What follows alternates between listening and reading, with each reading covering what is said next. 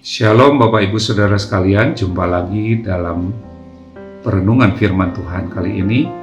Untuk itu mari kita mulai dalam doa. Sepatutnya kami selalu bersyukur kepadamu Allah Bapa di surga, di dalam nama Tuhan Yesus Kristus, yang selalu memberi kami kekuatan dalam menjalani kehidupan ini. Biarlah kami terus mengasihi Engkau. Saat kami membaca dan merenungkan firman Tuhan kali ini pun ada kekuatan dari Roh Kudus-Mu yang memberi kami energi dan bagi hati dan pikiran kami. Amin. Bacaan firman Tuhan kali ini diambil dari Filipi 4 ayat 13. Segala perkara dapat kutanggung di dalam Dia yang memberi kekuatan kepadaku. Kata perkara diartikan sebagai masalah atau persoalan yang memerlukan penyelesaian.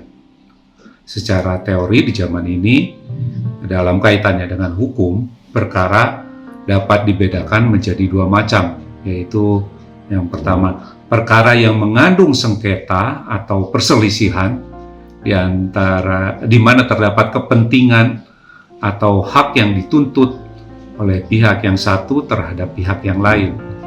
Dan yang kedua adalah perkara yang tidak mengandung sengketanya atau perselisihan di dalamnya.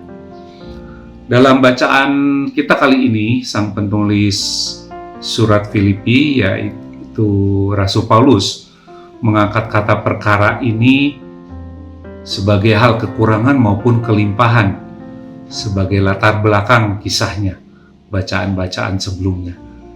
Ia menggunakan kalimat dengan gaya bahasa paradoks, kata yang bertentangan. Ia berbagi atau sharing pengalaman perjalanan pelayanan penginjilannya dan menyampaikan rasa terima kasihnya atas bantuan pemberian jemaat Filipi, baik secara material maupun bantuan atau dukungan moral berupa perhatian, doa, maupun berbagi pikiran dan perasaan yang dialaminya selama ia berkeliling menyampaikan kabar sukacita keselamatan melalui Yesus Kristus. Di sisi lain, Rasul Paulus menghadapi banyak pergumulan, pencobaan baik secara fisik maupun secara psikis, mentalnya. Dalam perjalanannya tidak jarang ia harus menahan lapar karena kehabisan bekal, menghadapi rintangan alam, dan sebagainya. Namun, ia juga berbagi sukacita ketika ia bertemu dengan orang-orang atau jemaat yang mau menerimanya. Berbagi kebaikan dengan memberikan tumpangan atau makanan. Tidak jarang, ia nyatakan ia mendapatkannya secara berlimpah. Bukan hanya itu,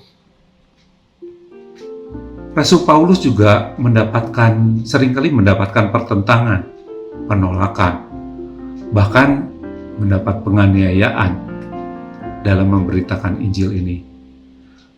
Ia seringkali dicurigai sebagai pembawa masalah, bahkan dituduh sebagai penyesat, penghasut oleh para ahli Taurat dan pemuka agama, karena ia mengabarkan Sang Mesias sudah hadir menggenapi hukum Taurat. Yesus Kristus lahir sebagai manusia memberitakan keselamatan. Kemudian ia ditangkap, didera sampai mati di kayu salib. Namun ia telah bangkit dan terangkat ke surga. Sebuah kisah paradoks. Kesaksian tentang hal ini termasuk kesaksiannya secara pribadi saat Rasul Paulus berjumpa dalam penampakan Yesus di perjalanannya bersama teman-temannya ke kota Damsyik. Saat itu ia masih sebagai penganiaya pengikut Kristus. Kisah ini tidak mudah untuk diterima oleh kebanyakan orang Yahudi. Makna keselamatan dari Sang Mesias yang mereka orang Yahudi pahami sangatlah berbeda dengan apa yang Rasul Paulus ajarkan, sehingga tidak sedikit juga dari mereka yang tidak mempercayainya, menolaknya. Banyak perkara penderitaan yang harus dirasakan dan ditanggung oleh Rasul Paulus maupun orang-orang Kristen mula-mula. Tapi di sini Rasul Paulus menyatakan bersuka cita. Segala perkara dapat kutanggung di dalam Dia yang memberi kekuatan kepadaku. Paulus telah diubah hidupnya ketika ia menyadari bahwa ada makna yang begitu besar dalam hidup dan matinya di dalam Kristus. Sehingga bukan saja ia dengan sukacita mengabarkan Injil, namun bahkan perkara apapun ia nyatakan dapat dijalani tanpa rasa takut atau berkecil hati. Karena intinya ia telah mendapat kekuatan dan makna kehidupan yang sesungguhnya dari Tuhan sendiri. Dalam kehidupan kita saat ini, tentunya Bapak Ibu, Saudara sekalian, kita tidak terlepas dari perkara-perkara yang harus kita alami atau hadapi. Ada waktunya berkelimpahan, namun tidak terhindarkan juga kita menemukan perkara kekurangan. Ada peribahasa mengatakan pasang surut kehidupan. Namun, bila kita berjumpa dan menemukan makna hidup di dalam Kristus, kita akan beriman dengan penyertaan Roh-Nya yang kudus. Kita akan selalu mendapat kekuatan dari Allah.